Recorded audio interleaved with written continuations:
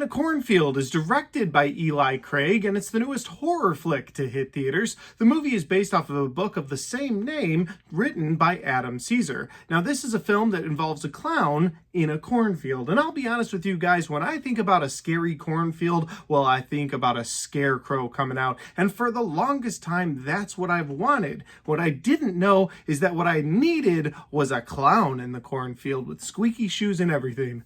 Let's do the review. Here we go. That is one big pile of shit. No, I shot him. Bullets in the fall killed him.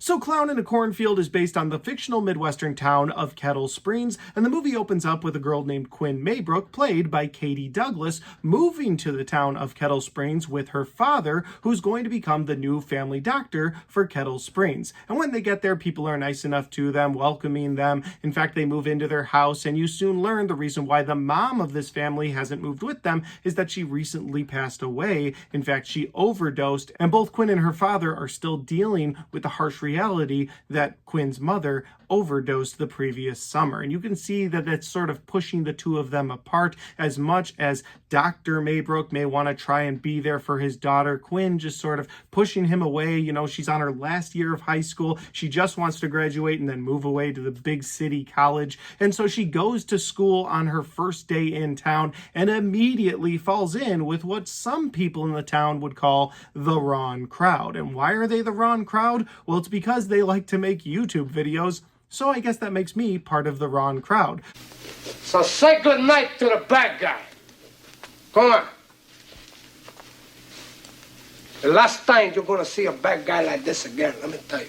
But as it turns out, they don't like to just make YouTube videos. They like to make horror YouTube videos, videos of people getting sliced and diced by the town mascot, Frendo the Clown. And the reason why Frendo is the town mascot is because this town lives and breathes and pretty much employs everyone in the town with the Bay Pen corn syrup factory, and Frendo is the mascot of that factory. So every year they have a big Frendo the Clown celebration. Well, these kids are sort of giving Frendo a bad name, making him a murderous clown. And it's at that point in time you find out that the factory actually recently had to shut down because of a fire, that some people believe that these teenagers were shooting a video in the factory and actually started that fire. So a lot of people are out of work. A lot of people don't know what they're going to do with their lives. So a lot of the town is actually pretty upset with these teenagers, hence the reason they're calling them the wrong crowd. But Quinn doesn't care too much for the town drama. She ends up going to this factory with them one night, where they catch the eye of Frendo himself. And now Frendo the Clown starts chasing down each and every one of them one at a time,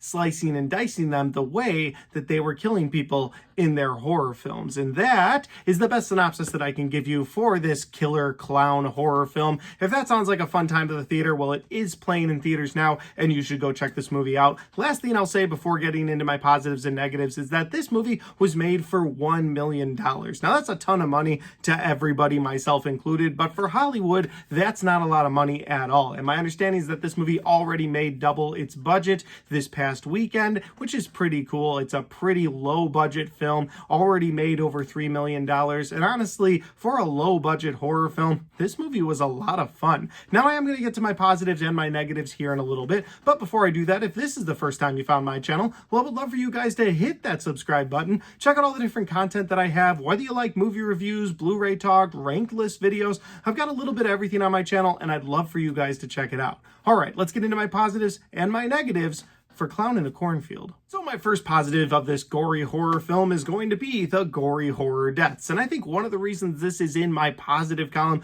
other than the fact that the deaths were fun throughout this entire film, is because of that low budget that I was just talking about. Because horror films have such a hard time making horror scenes look like a lot of fun, whether it's adding extra blood, slicing people's throats, like it can be difficult. And that's why a lot of low budget horror films cut away from most of the deaths. And while they do start start by cutting away from the deaths in this film, and I thought that was the way they were going to go. Oh, by the third act, they're showing you everything. Even there's a kill in the trailer that you see where a guy's lifting weights and Frendo has a saw above his head. Yeah, that's a pretty fun kill, and you see most of that. So I was really happy that this very low-budget, gory horror film didn't just splash blood on the wall. It showed you some stuff. I mean, Frendo's got a chainsaw at one point, and you see a lot of that. So if you're there for the gory horror kills, you're going to enjoy Clown in a Cornfield. While we're talking about Frendo, let's talk about the look and design of Frendo, because I had a great time with that, and that's my next positive. I loved the look of this clown. I love that every time he walked around, his shoes would squeak, although there are times where he can sneak up on you, and I have absolutely no idea how he's able to do that, because again, normally when he walks, it squeaks. But you know what? It worked for me. I liked the look of Frendo. The mask was creepy enough, and sometimes when that mask was just in the background and you're supposed to be watching the characters and you saw that mask, oh, that was pretty terrifying. Or at this one scene where Frendo comes out of a cornfield and starts going after these kids at a teenage party, even creepier. So I loved the look of Frendo. I also loved that Frendo would use different weapons throughout the film, whether he was using a knife, a hacksaw. At one point, he's got that chainsaw. Like I said, Frendo uses multiple weapons in this movie for some spoilery reasons that I don't want to get into, but I loved seeing him with multiple weapons throughout this film, because there's something about like, oh, Jason can only use a machete. Oh, Michael Myers can only use a knife. Ghostface can use a knife, but recently he's been using a few more things. But it's fun to see a new horror, maybe icon in the future, use all these different weapons. Like if we get 2 or 3 more Clown in a Cornfield films,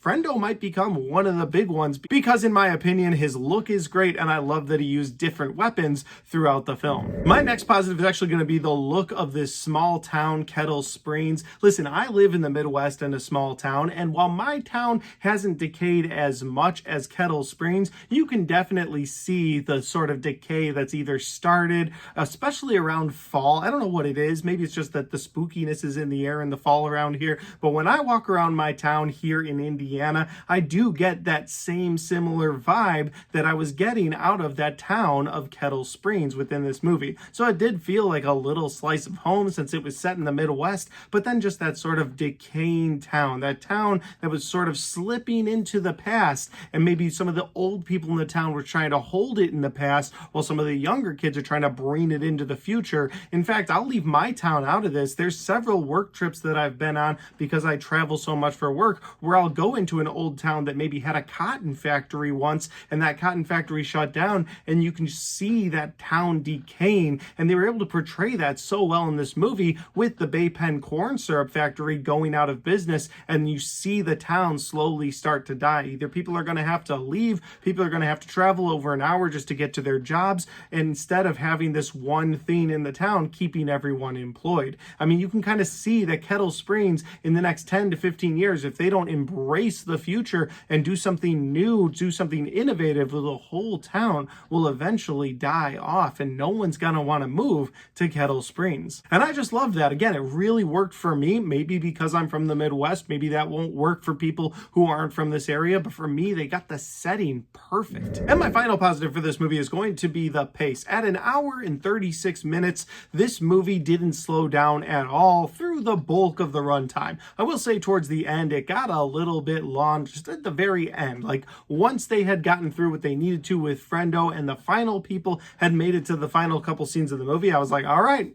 getting a little long here, and we'll get to my negatives here in a second. But for the most part, the pacing of this film was really well done. It kept me interested. You know, this movie is a bit of a slasher where you don't know who's behind the Frendo mask. Is it a supernatural entity? Is it people from the town? Like, who is it going to be? And so because of that, it sort of keeps you guessing, keeps you wondering, and then you're seeing this Frendo the clown take out different people from this friend group, but the friends don't realize what's going on. In fact, because they like to pull horror pranks on each other, well, they think, oh, well, somebody's just pulling a prank on me. That's why he hasn't answered my texts in 2 days. That sly dog. All right, I'll be watching for him. And then when they think the prank is going to happen, well, it's actually Frendo the clown. And so again, the pace of the film, because of that element, it just keeps you on the edge of your seat, and it really worked for me. It didn't check my watch the entire time. Again, a little bit of a pacing issue at the very end, but because it's at the end, I'll give this movie a pass. Had a great time with the runtime of this film. And that'll lead directly into my negatives. And my first negative for this movie is definitely going to be that those emotional beats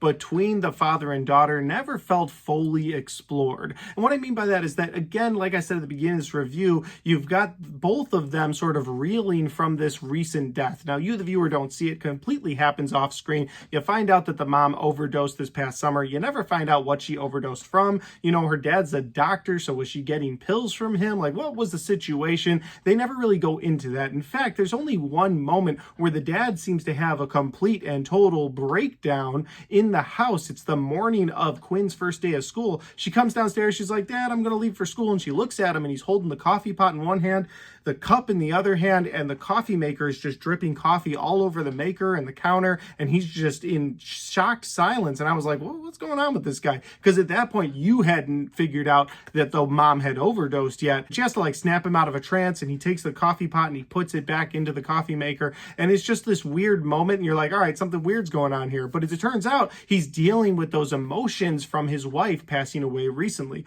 But that's the only time in this hour-and-a-half runtime that they ever explore those feelings. They never really go into those feelings again. For the rest of the emotional beats of this film, it's either the girl and this new love interest that she sort of kind of has with this guy named Cole in the town, or it's between her and her father, how emotionally torn apart they are. You know, at one point her dad buys her a car, but he specifically buys it in stick shift that she can't drive so that he can teach her how, and they can have some bonding moments. And so they try to push in these emotional beats, but I feel like with everything else going on in this movie, and there are a lot of plot lines converging in this movie, I felt like the emotional beats took a back seat and they didn't really work for me. And that's where that pacing comes in at the end as a bit of a problem, because while they weren't really working for me throughout the movie, it was at least part of the story. But when you got to the end of the film, I was like, all right, I'm pretty much ready to leave. Oh, you want to do an emotional? Okay, we can do an emotional moment. That's fine. Oh, you want to do another one? All right, a third scene. Okay, so there was just like emotional scene after emotional scene at the end of the movie, and I was just kind of like, I'm over the emotional part. I'm looking forward to Friendo messing people up. And my other negative of this movie actually deals with a little bit of a spoilery topic, so I am going to get into minor spoilers at this point. I'll try to be careful. If you haven't seen Clown in a Cornfield yet, I'd love for you guys to hit that like button and don't let me spoil the movie for you, so come back later. But if you've already seen it, or if you just want to know a few things, well, I'm going to get into some minor spoilers to talk about my other negative for this movie. So you've been warned, spoilers ahead. Here we go. So the plot of this movie is actually my other negative. Not that it's necessarily bad, it's just that I've seen it before. And what I mean by that, and this is where I'm going to be careful with my spoilers, but if you've seen the movie Hot Fuzz, you've kind of seen the plot of this film. Now I'll leave that up to your interpretation, how you want to deal with that. Maybe you've seen Hot Fuzz and you're like, oh, I know exactly what he's talking about. Or maybe you haven't seen Hot Fuzz and I haven't really spoiled anything. But if you haven't seen Hot Fuzz, you need to. It's a great film. But back to Clown in a Cornfield, as far as the plot goes, yeah, I've just seen what the twist reveal was at the end, and so it didn't feel very special. I'll also, kind of on a spoilery line here, say that I was hoping for something a bit more supernatural from this film. I liked the route that it took. Don't get me wrong, just because I've seen it done in another movie many years ago doesn't mean it can't work here. It does work, especially in the moment, because when they reveal the twist, there's something that happens that I was like, oh shit, here we go, it's gonna be awesome. Like, I was really into the movie at that point. So I'm not gonna say it wasn't effective for me, but I am gonna say that after seeing the film, thinking about it for a couple of days, I did see this plot twist once upon a time in another film, and so now it just feels like something I've already seen before. And because they didn't lean into the supernatural element like I was hoping they were going to do, that kind of disappointed me too. And the reason why I was disappointed that it didn't lean into the supernatural is towards the beginning of this movie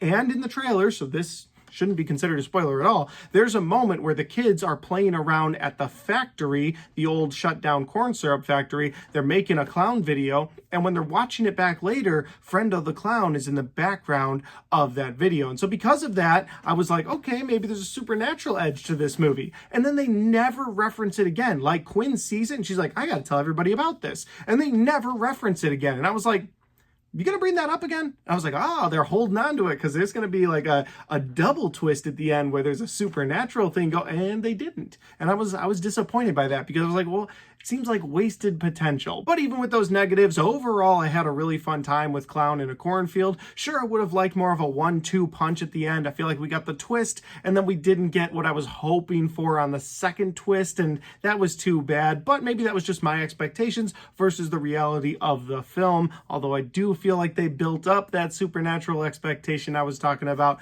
But anyway, listen guys, this is a movie I would recommend to horror fans. If you want to watch a fun summer fall style film, if you want to watch a movie about a killer clown, if you want to watch sort of a whodunit, sort of Scream adjacent film, then I think you'll enjoy Clown in a Cornfield, and I would highly recommend you go check this one out in theaters, because if you see it in theaters and this movie makes a little bit more money, then I hope we get another one of these down the line. Hell, I'd love a full franchise of this Friendo the Clown. I'd like to see it go in different places, and I think the franchise has that ability, so here's hoping. But with that said though, guys, those are just my opinions because that's my review for Clown in a Cornfield. Guys, did you get a chance to see this movie yet? If you did, let me know in the comment section down below. Let me know what you thought about it. Maybe we agree or disagree. Maybe you loved this movie. Maybe you hated this movie. I've seen a little bit of a mixed reaction online, so I'd love to know your thoughts. And finally, guys, if you like this review, don't forget to hit that like button because it helps the video, it helps the channel, and it helps me right here. Thanks for watching, and I'll see you next time.